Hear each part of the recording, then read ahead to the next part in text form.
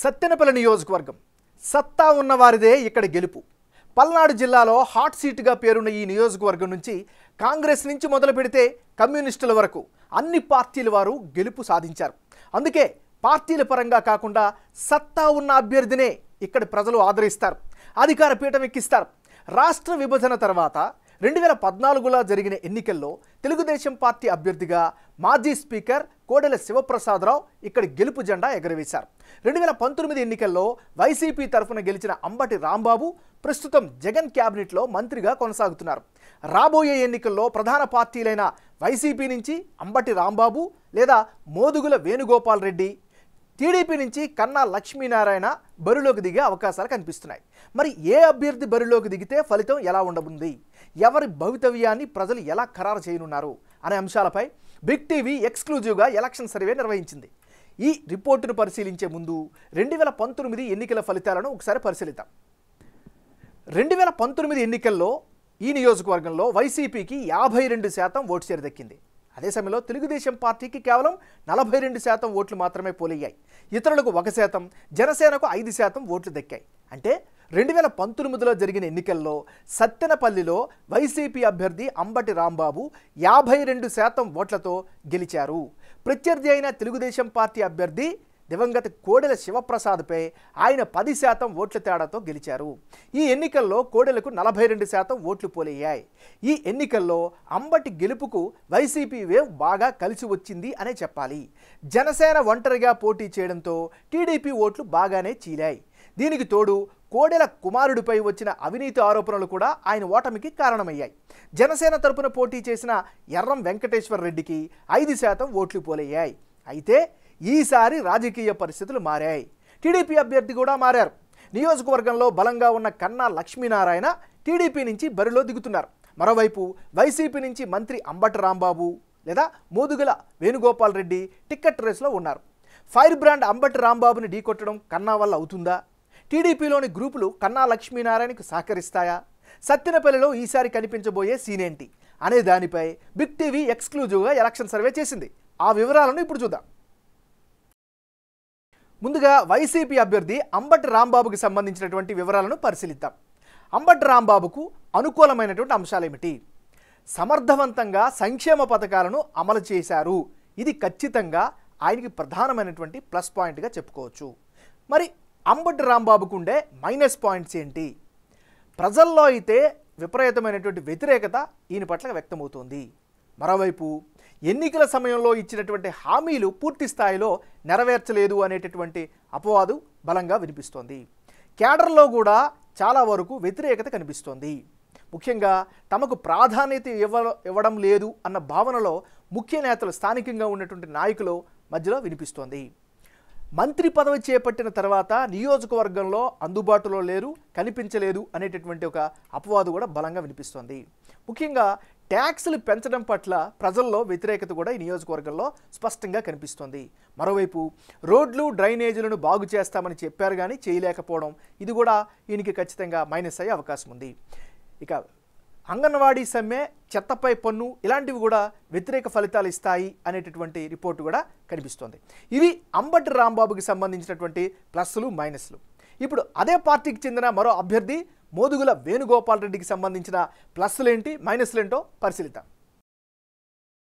మోదుగుల వేణుగోపాల్ రెడ్డికి అనుకూలంగా ఉండేటటువంటి అంశాలేమిటి ఒకసారి పరిశీలిస్తే, ప్రధానంగా 2019 ఎన్నికల్లో ఓడిపోయారు అనేటటువంటి సింపతి బలంగా ఆయనకి పాజిటివ్గా కనిపిస్తోంది.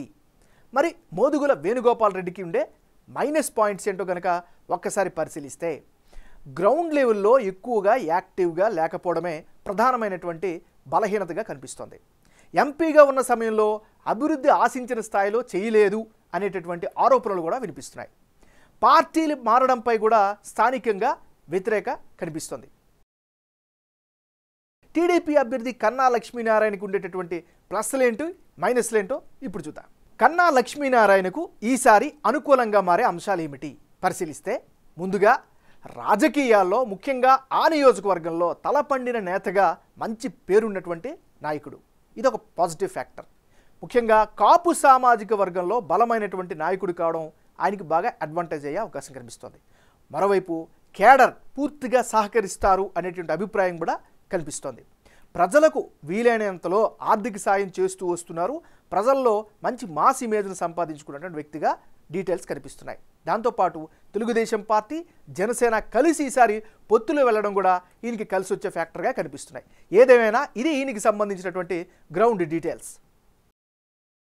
ఈ నియోజకవర్గంలో ఉండే కులాల వారీగా లెక్కలు ఎలా ఉన్నాయి, ఆ కులాలు ఏ పార్టీకి ఏ మేరకు సహకరిస్తాయి ఒకసారి పరిశీలిస్తే ఈ నియోజకవర్గంలో ఎస్సీలు 21% మంది ఉన్నారు, కమ్మ సామాజిక వర్గం 17%, కాపులు 14%, యాదవులు 12%, ముస్లింలు 9% ఉంటే రెడ్డి సామాజిక వర్గం వాళ్ళు 8% మంది నివసిస్తున్నారు. సత్తెనపల్లిలో సామాజిక వర్గ పరంగా చూస్తే 21% ఎస్సీలు ఉంటే వీరిలో వైసీపీకి 60% మంది మద్దతు ఇస్తున్నారు. ప్రభుత్వ సంక్షేమ పథకాలతో ఈ సామాజిక వర్గ ప్రజలు సంతృప్తిగా ఉన్నారు. 35% మంది టీడీపీ కూటమికి, ఇతరులకు 5% మంది మద్దతు ప్రకటిస్తున్నారు. ఇక 17% ఉన్న కమ్మ సామాజిక వర్గ ప్రజలు 70% మంది టీడీపీకే తమ మద్దతు ప్రకటిస్తున్నారు. ఈ సామాజిక వర్గంలో వైసీపీకి కేవలం 25% మంది మాత్రమే సపోర్టుగా నిలుస్తున్నారు. వీరంతా టీడీపీ సంప్రదాయ ఓటర్లని సర్వేలో తేలింది. సత్తెనపల్లిలో టీడీపీ ఆవిర్భావం నుంచి వీరంతా టీడీపీని ఆదరిస్తూ వస్తున్నారు. ఇక కాపు సామాజిక వర్గ ప్రజలు 14% ఉంటే వీరి నుంచి కూడా వైసీపీకి 30% మంది మాత్రమే సపోర్ట్ చేస్తున్నారు. 65% మంది టీడీపీ కూటమికే జైకొడుతున్నారు. కన్నా లక్ష్మీనారాయణ ఈ సామాజిక వర్గ నేత కావడం టీడీపీకి బాగా కలిసి వచ్చే అంశంగా చెప్పాలి.